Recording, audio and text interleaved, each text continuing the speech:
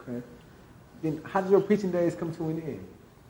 They're not. It's just because people think that ministry is just standing behind a podium. It's not. When I help people in business or, talking to somebody that's going through, listening to somebody, giving somebody a word, I'm preaching all the time. Like, I think I'm doing my greatest work now than I did when I actually preached 10 years. I think I'm actually more effective now from behind the pulpit. So what made you want to transition from being behind the pulpit? Well, it was some things that happened because in 2017, the building burnt. And so the building was the business, it was the clothes closet, it was the office, it was the church, it was everything that was up there.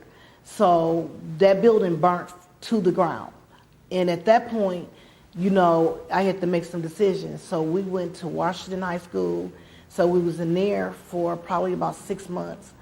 And at that point, through prayers, I felt the release because towards the end I was saying the same thing. So a man thinketh, so is he. I believe what we think, where we at. And so that last year I preached that real hard till everybody got it. You know what I'm saying? So I felt like I was done with that season. And I think that's the hardest part for a person because they feel like they fail if they shift. But I shift, now I'm in business and I'm still doing the same thing, but now I'm helping people actually get their business together. Which the church, more successful people in the church, the more people can give without being stressed out, the more business owners. That's how I feel. You know what I'm saying? It's rather than just the leaders or select people are blessed in, driving the best car, living in the best house is the majority.